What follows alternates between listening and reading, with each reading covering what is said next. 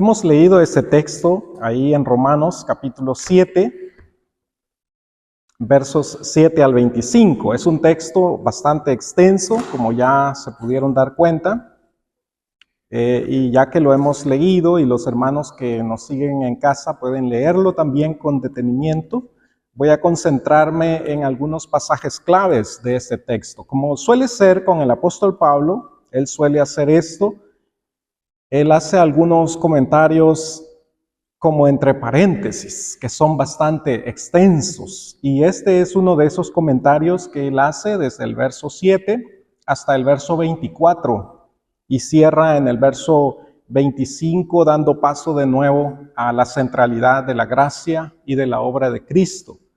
En el capítulo 6, el apóstol Pablo ha hablado de que hemos muerto al pecado. Ya no vivimos para el pecado, ahora estamos vivos para con Dios. Pero ya desde el capítulo 6 comienza a darnos una idea de que tenemos un pequeño problema con el pecado, todavía. En 1 Corintios va a decir el apóstol Pablo que somos nuevas criaturas. Las cosas viejas pasaron, he aquí todas son hechas nuevas. Vivimos en una nueva dimensión en Cristo Jesús. Pero a través de las cartas, especialmente del apóstol Pablo, nos vamos a dar cuenta que hay algo que mora en nosotros, que es lo que él aquí llama la ley del pecado. En Gálatas dice la vieja naturaleza. Cuando Dios nos hizo nuevas criaturas, nos preguntamos a algunos creyentes, ¿por qué no nos quitó esa inclinación al pecado simplemente? ¿Por qué aún siendo hijos de Dios mantenemos una inclinación hacia el pecado? Y eso es lo que el apóstol Pablo va a expresar en estos extensos versos, va a explicar.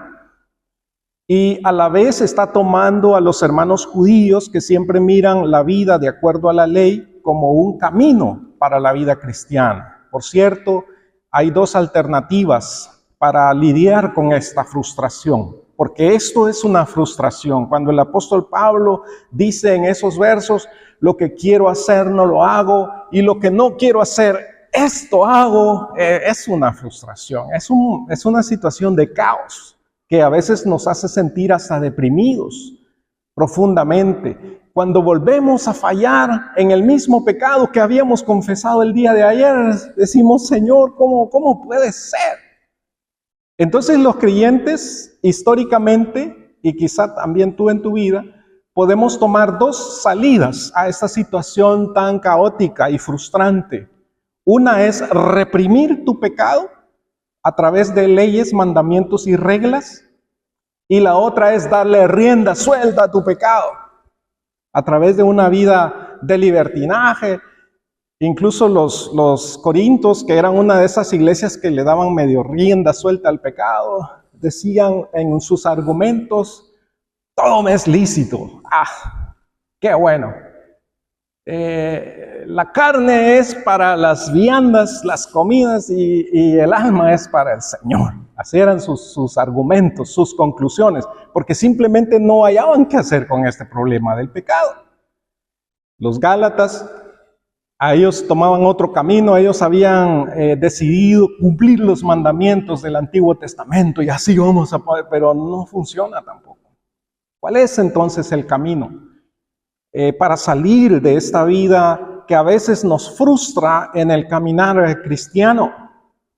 Pablo comienza explicando el efecto de avivar el pecado a través del mandamiento, y a través de eso Pablo nos va a explicar que la ley tuvo un propósito.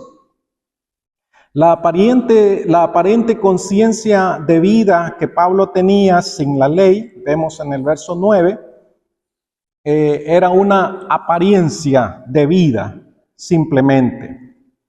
La ley, cuando Pablo intentaba guardar la ley, entonces va a decir él que la ley hizo que Pablo fuera consciente de su propia pecaminosidad y separación de Dios. Así que la ley nos muestra que somos pecadores y no personas justas. Esto es muy triste, especialmente para el hermano que escogió el camino del legalismo, de las reglas, de las normas. Él trata de comportarse externamente fascinantemente bien, se viste bien, se pone, ¿verdad? Todo está bien, al grado que el Señor Jesús le decía, por ejemplo, a los fariseos que ellos definitivamente luchaban de esa manera con el pecado. Ustedes son unos sepulcros blanqueados. Por fuera están bien bonitos, pero por dentro es un desastre. Entonces es muy triste porque si no reconocemos el pecado, nos va a frustrar saber que por nosotros mismos no podemos alcanzar la justicia. Acuérdense que de eso está hablando Pablo desde el capítulo 5 aquí en Romanos. Somos justificados por la fe. Es la fe en Cristo Jesús la que nos ha conferido justicia. Y esto no es de nosotros, sino que es un don de Dios. Y digo por primera vez esta frase, hermanos. Sin gratitud no podrás vivir a plenitud en la gracia. ¿Qué pasa con el legalista? Que él piensa que la salvación y el favor de Dios es algo que hay que ganarse. No, todo esto es gracia, hermanos. Hasta los dones con los cuales servimos al Señor, la palabra misma lo dice, son regalos de Dios, son dones de Dios. Y si usted todavía no camina con el Señor, debe saber que usted es una criatura del Señor. Y toda la inteligencia y las capacidades que tenemos con o sin Cristo son un regalo de Dios. Y todavía la lluvia, el sol y este sistema tan bello, aunque el sol a veces no quiere salir, pero ahí está. Y de todos modos consigue calentarnos. Todo esto es una manifestación de la gracia de Dios. Así que sin gratitud no podrás vivir a plenitud en la gracia.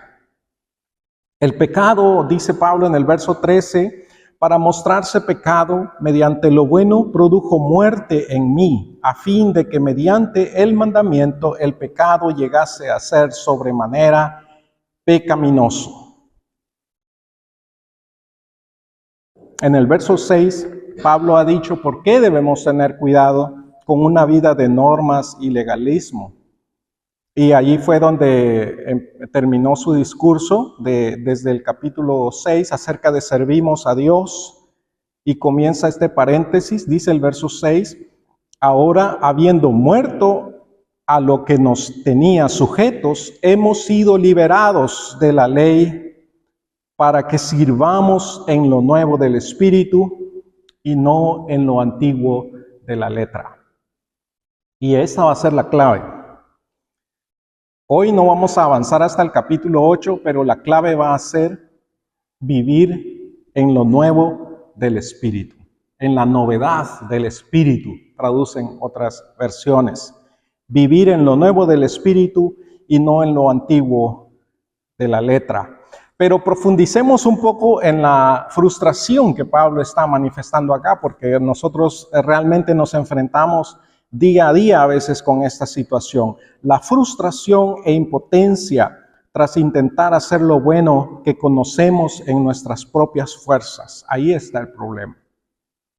Tratar de hacer lo bueno que conocemos en nuestras propias fuerzas. Eso nos va a traer caos y confusión a causa del pecado que mora en mí. Y esa es la triste conclusión a la que Pablo va a llegar. Hay un problema aquí. El pecado mora todavía en mí. La vieja naturaleza no me fue quitada. Cuando Dios me hizo una nueva criatura, en su soberanía, Él dejó que esa inclinación a pecar todavía se mantenga ahí. Y esta es la triste realidad, dice el verso 14, soy carnal, inclinado a la esclavitud del pecado. Es un poco triste, perdón, pero esas no son buenas noticias. Pero Pablo está batallando en su mente, en su entendimiento de Cristo Jesús, y llega a esta realidad. Y dice también en el verso 17, el pecado mora en mí. Había una película que se llamaba Durmiendo con el enemigo. Bueno, así nos pasaba. Y a veces soñamos que hacemos alguna maldad también. Porque el enemigo anda vivo ahí en nosotros, mora en mí el enemigo, que es el pecado, que es el dador de la muerte. Ahí está. va a llegar a esa conclusión y expresa la frustración y el caos, el apóstol Pablo, diciendo en el verso 15, lo que hago no lo entiendo, pues no practico lo que quiero, al contrario, lo que aborrezco, eso hago. ¿Cómo puede ser? ¿Se acuerdan lo que decía que la ley hizo que el pecado despertara en mí? Esto es lo que algunos llaman la psicología inversa. Dile a alguien o a un niño o a alguna persona adulta también, mira este lugar, pero esa puerta no la abras y tu curiosidad se va a despertar. Quieres justamente abrir esa puerta que te dijeron, esa por favor no la abras. No abras eso, justo eso quieres hacer. Quieres ir a curiosear qué hay ahí. Y esto es lo que el pecado aviva también en nuestros corazones. Cuando el mandamiento vino, dijo Pablo, entonces el pecado revivió. Y la tristeza es, verso 18, va a decir otra vez, el querer, el bien está en mí. Yo quiero hacer el bien, pero no el hacerlo. ¿Cómo ejecuto ese bien que conozco? ¿Cómo vivo de acuerdo a la palabra y el deseo del Señor? Verso 19, porque no hago el bien que quiero, sino al contrario, el mal que no quiero, eso practico. El primer paso, hermanos, para salir de esta frustración es que hay que enfrentar la realidad. Hay que ver la realidad a los ojos. La realidad y el descubrimiento que Pablo va a hacer en el verso 20, empieza él a declararlo. Y si hago lo que yo no quiero, ya no lo llevo a cabo yo, sino el pecado que mora en mí. Y aquí empieza a ser una separación difícil para nosotros de comprender entre la vieja y la nueva naturaleza. Yo soy una nueva criatura. Yo soy hijo de Dios. Yo soy nacido de nuevo. Yo soy justificado. Yo soy la luz. Yo soy la sal de esta tierra. Yo soy un miembro del pueblo de sacerdotes. ¿Cómo puede ser que yo cometa pecado contra el Señor? ¿Cómo puede ser que a pesar de lo que soy, de ese llamado tan sublime que el Señor me hizo, cómo puede ser que yo fracase con esta situación en mi vida, con esta conducta? Debo enfrentar la realidad. Ya no lo llevo a cabo yo, sino el pecado que mora en mí. Pero está ahí el pecado. Verso 21. Hallo esta ley. Aunque quiero hacer el bien, el mal está presente en mí. Verso 23. Viene la claridad y la franqueza. Veo en mis miembros una ley diferente que combate contra la ley de mi mente y me encadena con la ley del pecado que está en mis miembros. Esta es la realidad. Hay una ley diferente en mí. Pero aquí va a decir él esta frase tan interesante. Esa es la ley del pecado que mora en mí. La ley del pecado que mora en mí se diferencia, dice él aquí, de la ley que está en mi mente. Por cierto, de esa ley va a hablar ampliamente él en los primeros versos del capítulo 8, que no vamos a ver todavía, pero nos aclara ya lo que dijo en el verso 6, que sirvamos en lo nuevo del Espíritu. Esta es la ley que está en mi mente, la ley que está en mi corazón. Es la ley que el Espíritu Santo trajo a mi vida, la ley de la libertad. Y ya que habló él de ley, un teólogo hizo una comparación que a mí me ayudó a entender este conflicto, porque una ley tú no la puedes quitar. Una ley es establecida, piensa en la ley de la gravedad. Yo, por cierto, a veces en algunos sueños que tuve cuando era niño, porque era un deseo de mi corazón que yo quería volar Hasta hace poco recuerdo que soñé otra vez que yo conseguía volar moviendo mis brazos. Una cosa un poco chiflada, pero no es posible. La ley de la gravedad nos mantiene firmes sobre este suelo. No es posible. Si yo quiero saltar y traspasar el techo no puedo. No es posible. Entonces, ¿cómo hacen las aves? Empezaron algunos científicos a analizar cómo lo consiguen las aves. ¿Cómo consiguen, verdad? Hace un siglo y medio, que empezaban a quebrar la cabeza los observadores. ¿Cómo lo hacen? ¿Cómo consiguen las aves alzar el vuelo? Hasta unos gansos enormes, ¿verdad? Que se tienen que gritar ahí para animarse y alzan el vuelo. Entonces descubrieron que hay otra ley, que se llama la ley de la aerodinámica. Y empezaron a aplicar los principios de esa ley. Existe en la física también, la aerodinámica.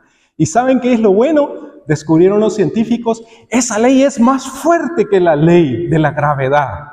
No la anula, no es posible, pero la vence. Y esa, amados hermanos, es la ley del Espíritu que mora en nosotros. Esa es la buena noticia. Eso es lo que Pablo, como digo, ampliamente nos va a decir en los primeros versos del capítulo 8, donde él comienza un cántico maravilloso. Pero para nosotros andar en el Espíritu, tenemos que andar en luz. Les leo lo que dice 1 de Juan 1, 5. El apóstol Juan, en su amor, que entiende también nuestras frustraciones como hijos de Dios, nos dice, con ese amor que le caracteriza al anciano Juan. Y este es el mensaje, dice 1 de Juan 1:5 en adelante, y este es el mensaje que hemos oído de parte de él y les anunciamos. Dios es luz y en él no hay ningunas tinieblas. Si decimos que tenemos comunión con él y andamos en tinieblas, mentimos y no practicamos la verdad.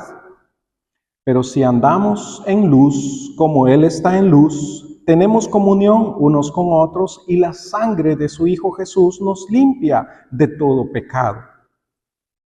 Y aquí nos está dando Juan la solución de cómo vivir con esta realidad del pecado que mora en mí, con transparencia. Por cierto, los que no sabían ese cuadro un poco extraño ahí, me explicaba uno de los hermanos alemanes, significa que la luz atraviesa las tinieblas. Por si no sabían, ahora ya lo saben. La luz rompe con las tinieblas. Y de eso está hablando el apóstol Pablo acá. Si decimos que no tenemos pecado, verso 8, nos engañamos a nosotros mismos y la verdad no está en nosotros.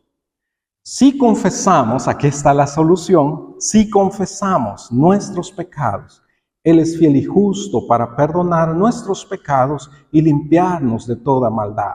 Un proceso de sanidad, de limpieza, a través de la palabra, dice el Señor Jesús en Juan capítulo 5, ustedes están limpios por la palabra que les he hablado.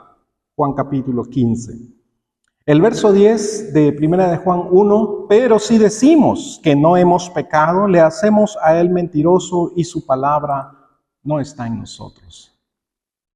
Así que, amados hermanos, la salida para resolver este problema no es reprimir el pecado, no es dar una imagen externa como que todo está bien, y tampoco es dar rienda suelta al pecado.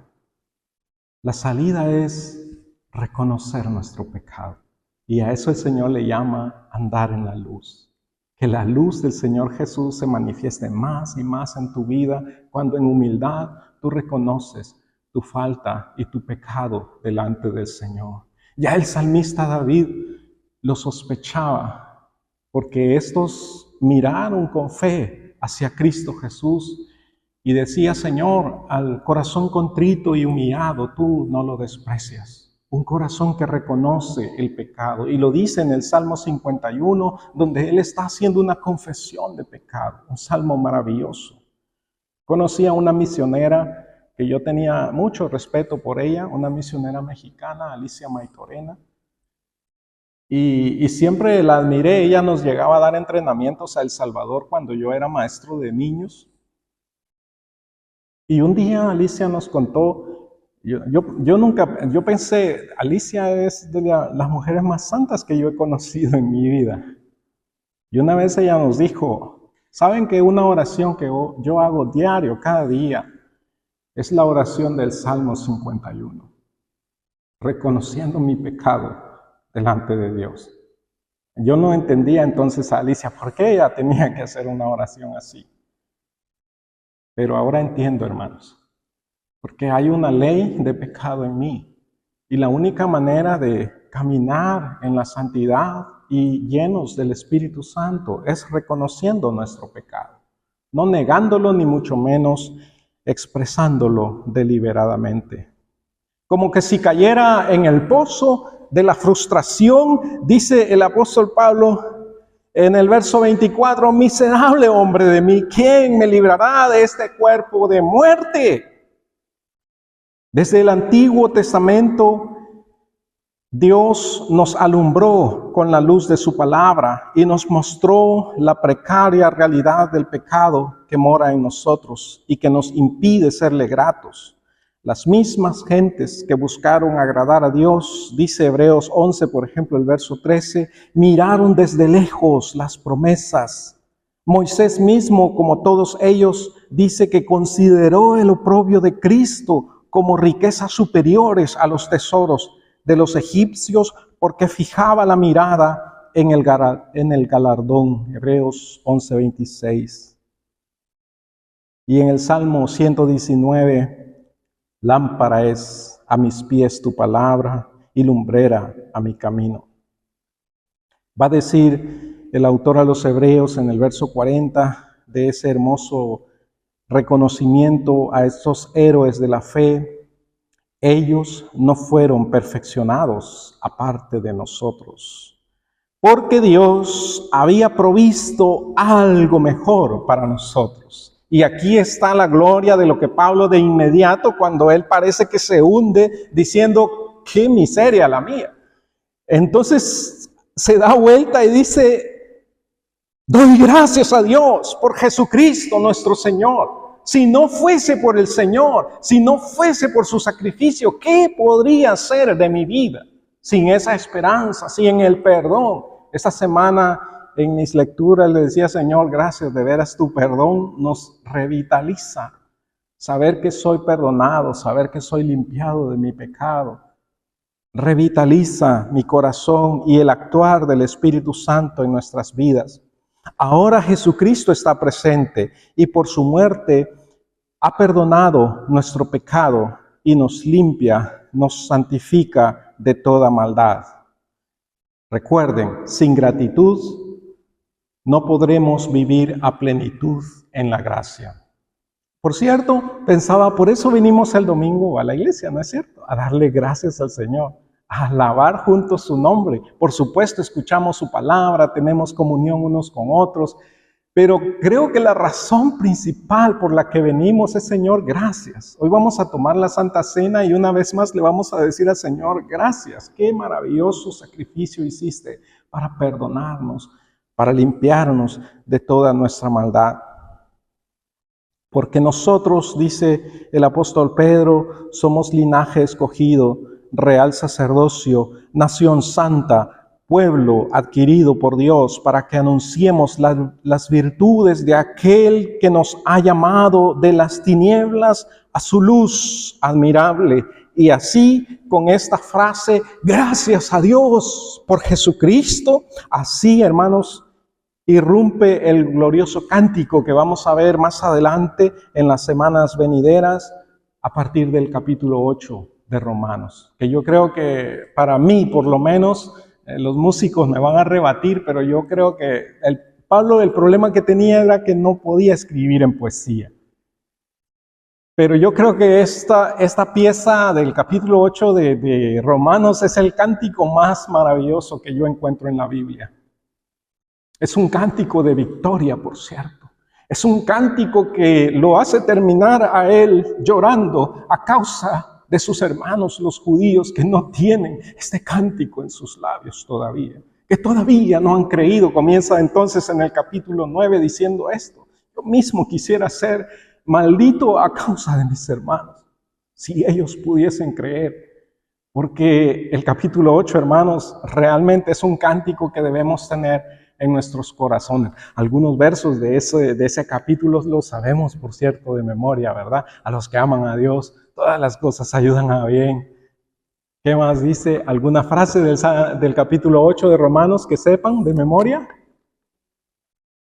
¿Quién nos separará del amor de Dios en Cristo Jesús? ¡Wow! ¿Otra frase? Romanos 5:5. No, estamos en Romanos 8. Los tres gemidos de la iglesia Y del Espíritu, los gemidos. ¿Aguardando qué? De la manifestación, de la redención de los hijos de Dios. Es un cántico maravilloso. Nada nos podrá separar del amor de Dios, que es en Cristo Jesús. Este es el amor que Dios nos derramó, dando a su Hijo en la cruz por nosotros. Y si no fuese suficiente, hermanos, que el Padre dio a su Hijo por amor, nos dio a su Espíritu también. Y ahí sí, ¿verdad? Como dice el hermano Luis, vamos a lo que dice Romanos 5. El Espíritu que Él derramó sobre nosotros por amor. Porque esa es la palabra, hermanos. Esa es la palabra de Dios. Es viva, es maravillosa, nos consuela, nos orienta. Aún en estos tiempos tan frustrantes, individuales, personales, donde nos cargamos en nuestro corazón por no poder conseguir a veces completar las normas y la frustración de intentar hacerlo y que nos digan alguien no es suficiente, o nosotros mismos nos decimos sí, pero te faltó tal cosa. Pero yo me esforcé. Qué lindo es sabernos, hermanos, aceptados por la gracia de Dios que es en Cristo Jesús. Amado Dios y Padre, gracias. Tu amor nos ha envuelto, Señor. Tu amor nos ha cubierto y nos ha rescatado de las tinieblas, nos trasladó a tu luz y en esa luz anhelamos vivir. Perdónanos, Señor, si hemos tratado de reprimir la realidad del pecado en nuestras vidas o si le hemos dado rienda suelta al pecado en nuestras vidas. No es el camino, Señor. Reconocemos nuestro pecado. Contra ti, Señor, hemos pecado. Hemos hecho lo malo delante de ti. Límpianos con hisopo y seremos más blancos que la nieve. Haznos oír gozo y alegría y se recreará nuestro espíritu abatido. Renueva en nosotros, Señor, la vida de tu Espíritu Santo que mora en nosotros. Y perdónanos si en nuestro caminar lo hemos apagado o lo hemos contristado. Queremos vivir en la plenitud del Espíritu, la nueva vida del Espíritu, la ley más grande que la ley del pecado, que nos hará alzar el vuelo, Señor, y nos hará vencer la vida miserable a la que el pecado nos inclina, porque nos llamaste a ser tus hijos, a ser santos como tú eres santo. Gracias por ese llamado. Hacia allá estamos caminando, Señor. Y 7 veces podremos caer, pero todas las veces tú nos vas a volver a levantar en tu amor. Y nos dirás, hijo, levántate, levántate y gana la carrera. Bendito seas en el nombre de Jesús, Señor. Amén.